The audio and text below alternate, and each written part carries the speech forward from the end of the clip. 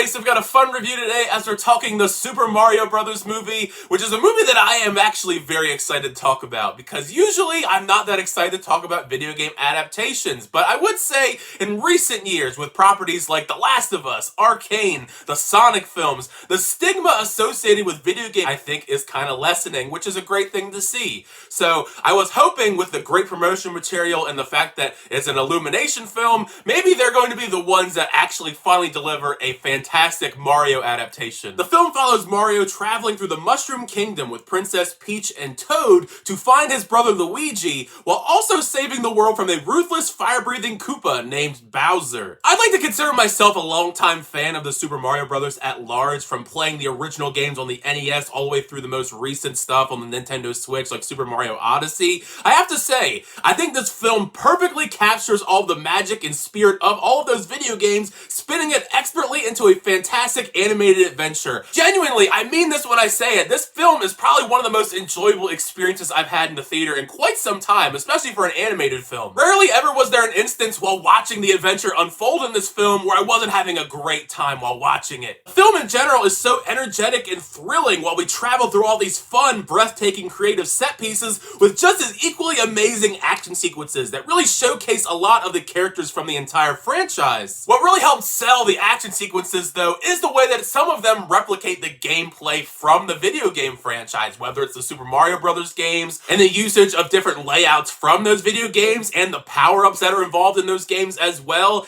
Even the Mario Kart sequence that we've seen featured a lot in the ad campaign. It's a very visually striking sequence, but once you see it entirely play out in the film, it's way better on a whole nother level. It's one of my favorite sequences in the entire film. I don't want to list off too many moments just because I don't want to spoil anything, but there's also another one that's pretty epic where Mario and Donkey Kong work together using power-ups, so I'll just leave it at that. In terms of animation, the film looks absolutely stunning. This by far, I think, is the best film that Illumination has ever done when it comes to the visuals, because every single detail from this iconic world I think pops visually, and I think because of the great animation style put forward, it helps bolster the iconography that we all know and love. Whether we're traversing through all these different worlds with Mario, Princess Peach, and Toad, or the stuff involving Luigi and Bowser back at his castle, all of it pops off the screen visually. But speaking of iconography, there are a lot of winks and nods, Easter eggs, even some cameos in the film that I definitely think Mario fans are going to be hyped over. I was hyped over the ones that I noticed. There's probably some other ones that I didn't notice along the way.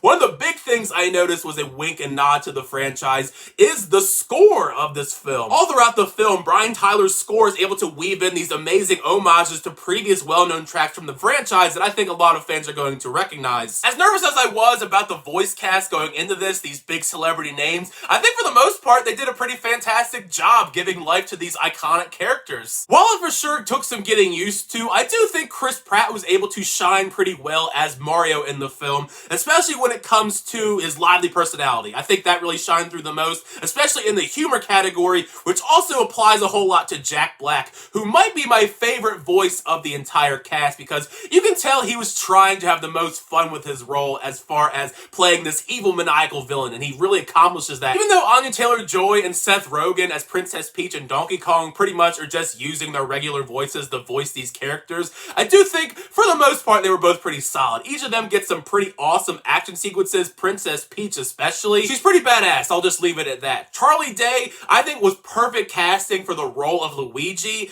I just left wanting a little bit more from his character because he's not given a whole lot given the fact that he is a prisoner for a majority of the film, but when he is able to be on screen, I do think he shines through here with his personality and has some pretty great humor in a lot of his scenes. If we get like a Luigi's Mansion movie out of this, or a more expanded role for his character in a Super Mario Brothers movie sequel, I would be down for that. At the film's core, it definitely is a film that pays a lot of love and respect to longtime fans of the Super Mario Brothers franchise, while also being accessible enough and simple enough where anyone could watch it, whether you're a big Mario fan or not, which honestly is one of the things that I'm kind of mixed upon. While I was generally having a fantastic time watching the film play out, I don't think the story at large has a lot of depth behind it. Which I get it, it's Mario, you want to have that mass market appeal, so you want to make the story pretty standard so it appeals to all ages, but we could have went with something a little bit more complex than rescue mission and save the world from destruction. We've seen that done in so many films that it doesn't really surprise me anymore. It's still cool to get to see that story unfold in a film involving the Mario characters, but I wanted a little bit more out of the story, but I totally get it if you just want a simple Mario adventure. All in all, the Super Mario Bros. Movie is a delightful film. I think it embodies all the fantastic things from the iconic franchise.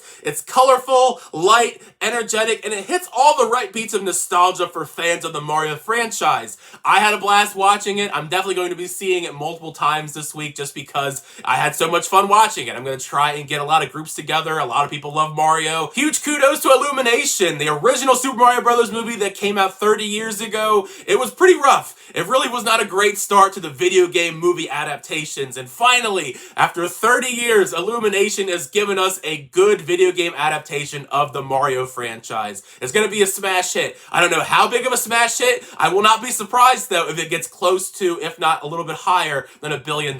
Maybe even an Oscar nom, if I'm going to try and predict some things in the future. But now I've heard my thoughts on the Super Mario Bros. Movie. Make sure you share your thoughts down below. What did you think of the film once you get a chance to check it out? Did you like the film? Did you not like the film? Especially if you're a Mario fan, how did you feel about all of this stuff? The winks and nods, the Easter eggs, all the different worlds, the power-ups, everything. Also, make sure you stay for the credits because the credits also are pretty amazing. But thank you guys, as always, channel reviews. I always do appreciate it. Be sure to like on the video and also subscribe to the channel to update reviews, reactions, unboxings, and more. Next time, I'll see you guys later.